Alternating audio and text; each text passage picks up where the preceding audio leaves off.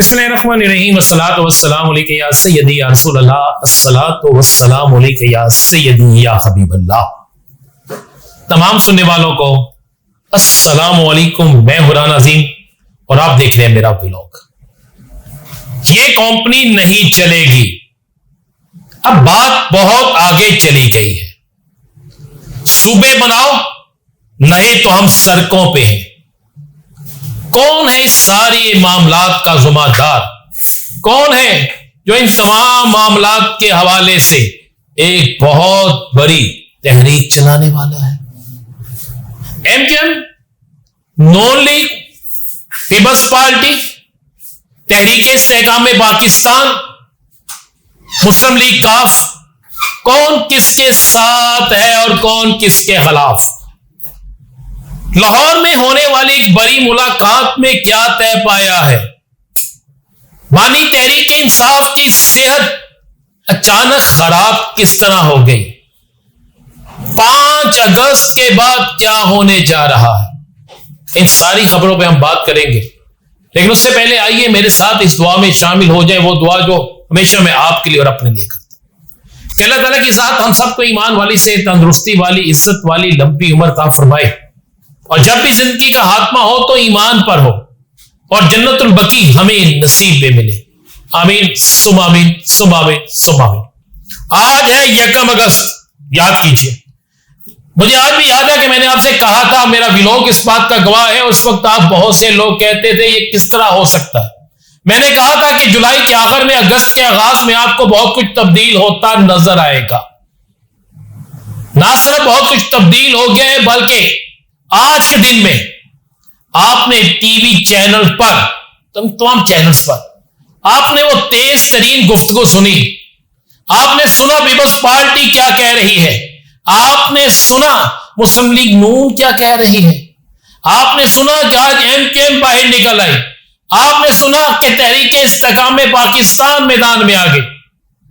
आपने सुना कि पीपल्स पार्टी के दिन कम है या किसके? मैं चाहता हूं कि कुछ वो लफ्जी गोलाबारी, वो सारी लफ्जी गोलाबारी जो जारी है, जिसमें सब एक दूसरे को नंगा कर रहे हैं, जिसमें सब एक दूसरे के खिलाफ खुल के बातें कर रहे हैं, जिसमें सब के सब एक दूसरे को इतना बरमला गलत कह रहे हैं कि जिसकी इंतहा कोई नहीं।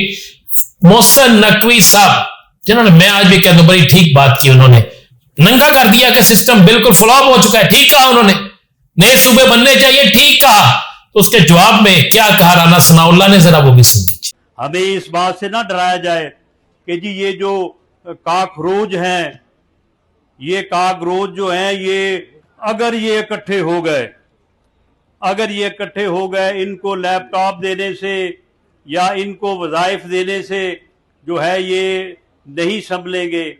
भाई हमने संभाले हुए हैं। पाकिस्तान में भी और ख़ास तौर पे पंजाब में वज़ीर आला मरियम नवाज शरीफ ने ऐसे इनिशिएटिव शुरू किए हुए हैं कि वहाँ का नौजवान, वहाँ का तालिब इल्म जो है वो हर तरह से अपनी हुकूमत के साथ जो है वो जुड़ा हुआ है। तो इनको हमने पूरी तरह से संभाला भी हुआ है और आगे भी संभालेंगे। ये खाकरोच जो हैं ये जानते हैं कि पाकिस्तान मुस्लिम लीग नून जो है वो मुल्क की खिदमत कर रही है और खिदमत करना जानती है। एहसन इकबाल ने क्या कहा, जरा वो भी सुन लीजिए। तो उल्टा तोपों के मुंह खोलती है कि ये फॉर्म 47 की हुकूमत है। भाई अगर हमारी हुकूमत फॉर्म 47 की है तो आपके अब्बा जान भी फॉर्म 47 के सदर बने। फिर आज सूबाई वुज़रा ने क्या कहा, वो भी सुन लीजिए। अगर जाना होगा सबको जाना होगा। आप ये ख्वाब छोड़े, हम दोबारा आएंगे और आप फिर आ नहीं सकेंगे इंशाअल्लाह। नज़ीर इनकम सपोर्ट प्रोग्राम का ये किसी की बाप का प्रोग्राम नहीं है। आप खुदा के लिए, ये प्रोग्राम हुकूमत पाकिस्तान का प्रोग्राम है, जिसको लीड कर रहे हैं मियां मोहम्मद शहबाज शरीफ। ये जिसको मिलते और सबको मिलेंगे भी, ये वो लड़काना से नहीं आते, ये पाकिस्तान की खजाना से मिलते हैं और वजीर आजम उसका शहबाज शरीफ है। और हमारी मुस्लिम लीग नून का गवर्नमेंट है इंशाअल्लाह ताला। कई सालों से आपको हम वही सिंध में देख रहे हैं और वही हक हाकिमियत और हक मलकियत और हक रोजगार और क्या क्या चीजें। तो एक कश्मीरी आपसे सवाल करे, एक बाशऊर लोग है कि आपने फिर सिंध में क्यों नहीं दिया? इतने 50 साल गुजर गए, वही सिंध के अंदर जाए और कराची में जाए, लोगों से पूछ ले। इसलिए लोगों ने आपको मुस्तरद कर दिया कि आपकी बात में वजन है नहीं और इसमें कोई हकीकत ही नहीं है। आपको अगर कश्मीर में मौका मिला, आपकी हुकूमत रही। अगर इस्लामाबाद में मौका मिला, आपकी हुकूमत रही। वही आप निकाल कर दिखाए लोगों को कि मेरी हुकूमत रही और मैंने कश्मीरी अवाम के लिए लड़कर और ये चीजें दी है। मैं तो जिस हर एक हल्के में मैं गया हूं, कोने कोने में, मारे के हक में भी और हर मौके पर आपके साथ रहा। जहां मैं जाता हूं और जो कुछ देखता हूं डेवलपमेंट, वो हेल्थ एजुकेशन है, इंफ्रास्ट्रक्चर है, रोड है, तो लोग जवाब देते हैं कि नवाज शरीफ साहब की क़यादत में राजा फारूक दर साहब ने दिए कोने कोने में। आपका तो मैंने कुछ देखा ही नहीं है। आज जो बोला वो आपके सामने रख दिया, वाज़ेह है। बल्कि चेयरमैन सेनेट ने तो यहां तक कह दिया कि बिल्कुल बिलावल भुट्टो सरदारी साहब कहते हैं कि जो सूबे इस पर तैयार है, जिनकी आईनी पोजीशन मुकम्मल है, वहां से आगाज कर दें। वो तो पंजाब ने सबसे पहले करारदाद पास की थी ना, तो क्या पंजाब में सूबे बनने लगे? क्या पंजाब में अगले चंद दिनों में कोई सूबा बन जाएगा? बढ़िए।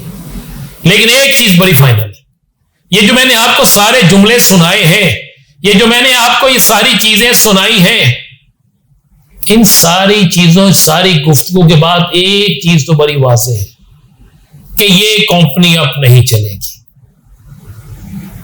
ये बात मैंने नहीं कही, ये बात अब हुकूमती वज़रा कह रहे हैं, ये बात सीनियर तरीन तज्जियाकार कह रहे हैं, और इतनी तेजी के साथ ये बात मूव हुई है, तेज हुई है कि आप तसव्वुर नहीं कर सकते।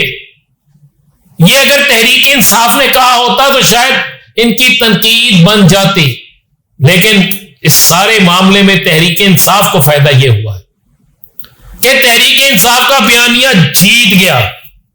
तहरीक इंसाफ ने 47 की हुकूमत कहा, पीपल्स पार्टी ने भी वो माना।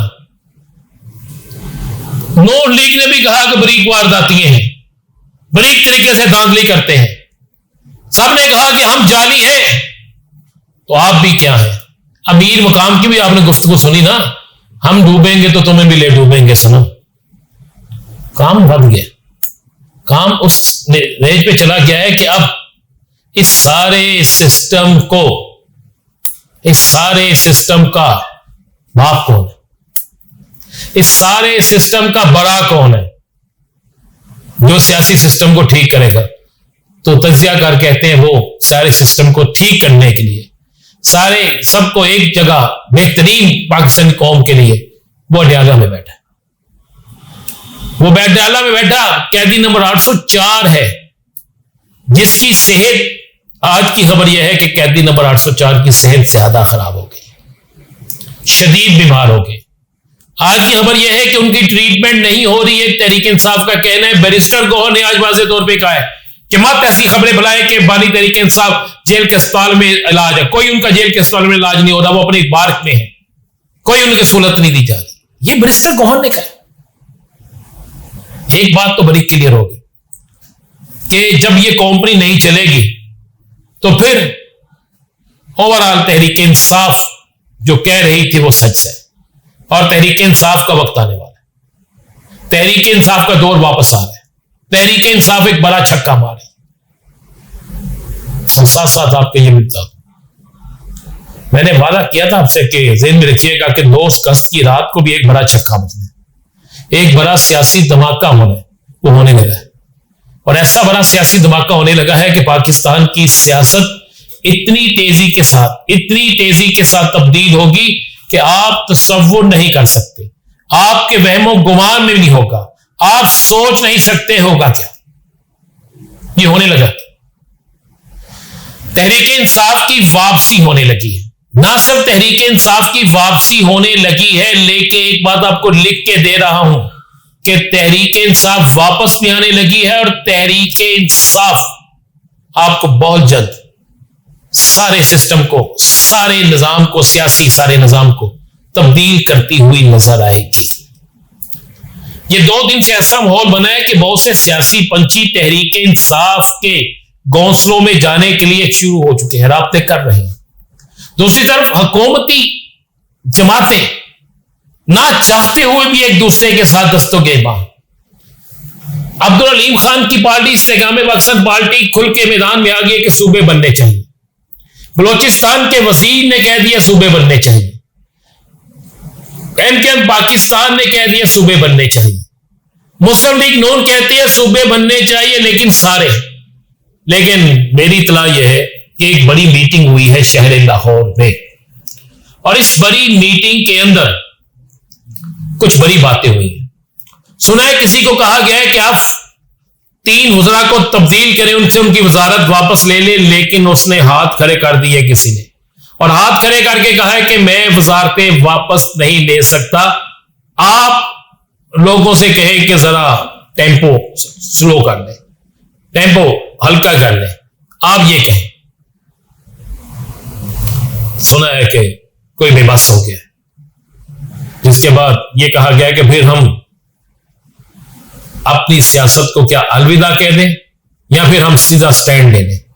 कुछ बड़ी खबर तो यह इंतजार कीजिए, मैंने अगले व्लॉग में आपको इससे भी बड़ी खबर देनी है। इजाजत दीजिए, अल्लाह हाफिज।